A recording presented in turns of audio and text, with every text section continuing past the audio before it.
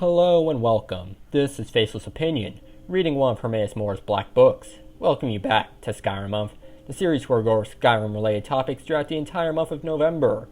It is now time for me to talk about the third and last DLC that came out for Skyrim, and that is Dragonborn. So hold on tight because we are about to ride the dragon. First thing first, the story. While traveling around, you are approached by weird-looking cultists. They start preaching that you are not the real Dragonborn, but a pretender, and they attack you, but since you are the Dragonborn, you defeat your attackers with ease.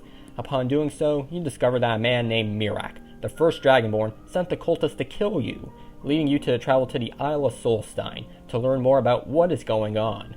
While there, you learn that the people of Solstein are under Mirak's influence, leading you to go to his temple and meeting up with Freya, a member of the Skull who's trying to save her people from Mirak's control. So the two of you go into the temple, dealing with any and all obstacles that get in your way. Until you find and read a black book, which takes you to where Mirak is. However, he proves to be quite the powerful force and easily boots you from the realm. Afterwards, Freya takes you to the Skull village where you talk to the village elder, her father, Storm Cragstrider. There he tells you about Mirak and that you need the same power he has to stop him, the Bend Will Shout, which allows you to bend the will of whoever gets hit by it, ranging from humans to dragons themselves. After learning the first word of it, you begin the process of purifying the standing stones across Solstein to eliminate Mirak's influence. With that done, you need to learn more to be able to defeat Mirak, and to do so, you need the power of the Black Books. Which leads you to seek out the Telvanni wizard and expert of the Black Books, Neloth, who tells you that the Black Books are related to Hermaeus Mora, the Daedric Prince of Knowledge, and where to find another one. With the help of Neloth, you go to a submerged dwarven ruin and acquire another Black Book. Upon reading it, you head to Hermaeus Mora's realm and converse with him, where he reveals that he was the one who gave Mirak the Bent Will Shout and will do the same thing for you, but will only do so if the Skull give up their secrets to him. You return to the village and talk to Storm, and he agrees to give Hermaeus Mora what he wants, which leads to his death. But because of it, you now know all three words of Bend Will, and you go back into Hermaeus Mora's realm to confront Mirak. After making your way through the realm, as well as taming and riding Mirak's dragon, you finally face off against him in a battle to the death. After a fierce battle, Mirak is killed by Hermaeus Mora, and you are anointed as his new servant, and Solstein is at peace. It is a short questline, but I would say for the most part, it is pretty solid. However, my one issue with the story of Dragonborn would have to revolve around Mirak. Now keep in mind, I'm not saying he's objectively a bad antagonist, like Ancano or Harkin is. I find him quite interesting. He has a good range of powers and abilities, practically being your mirror, with him being the first Dragonborn and you being the last. Not to mention, I would say he has a solid presence throughout the DLC, with many characters acknowledging how big of a threat Mirak is, something which we don't see much in the case of the dragons returning in the main quest. Also factor in the random chance of Mirak appearing before you after you slay a dragon and stealing its soul, effectively yoinking you of what is rightfully yours. It basically gives the player more of a reason to go after Mirak because that crap pisses everybody off.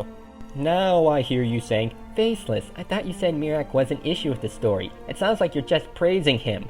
While yes, he does have a good gimmick and presence, the problem lies with his motivation. He ends up in the same camp alongside Ancano, like Harkin, like Alduin. He is and say it with me now, a power-hungry, narcissistic megalomaniac. I don't even understand what his goal even is.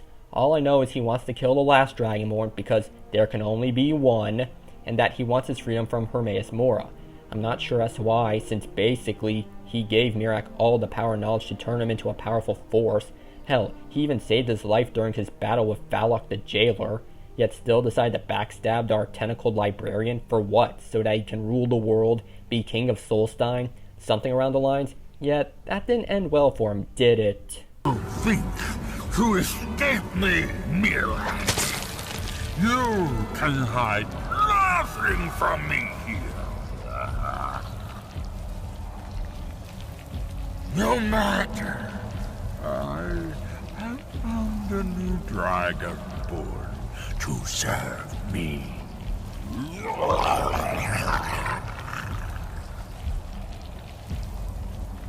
May he be rewarded for his service, as I am.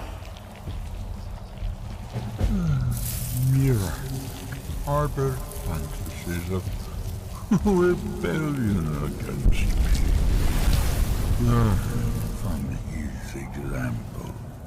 Never betray a Daedric prince, kiddo, or else you'll end up in a hentai. Though one thing I do have to question is, whatever happened to Mirak's cult? After the Temple of Mirak, they never showed up again. You'd think that they would have been more involved, like attacking Skull Village, showing up at Searing's Watch to prevent the Dragonborn from learning the first word of Ben Will, protect the stones from being purified, or ambushing you and Neloth after exiting the Dwarven Ruin. But that isn't the case. They just disappear. Like their whole reason for existing was to kickstart the plot. Which it was, just could have done a bit more with it, just saying. Now, what would I say is the best thing about the questline? Easy answer, Hermaeus Mora. I love everything about him. The Cthulhu-esque aesthetic, the importance he played in the story, and the role he had. Honestly, I don't think the story would have been nearly as good without him. The same thing goes for a lot of the side characters as well. Each one has a role and serves it well. Neloth is a prime example. He helps you learn more about the Black Books and helps you retrieve one, and who is arguably my favorite character to come out of the DLC. Like I've said in earlier videos, I love this guy. He may be an ass and is full of himself, but the thing is, he can back up that arrogant attitude. I can't forget the Skull either. Storm was helpful in telling us more about Mirak, locating the first word to Ben Will, pushed us to seek help from Neloth, and sacrificed his own life so that you could have all the power to defeat Mirak.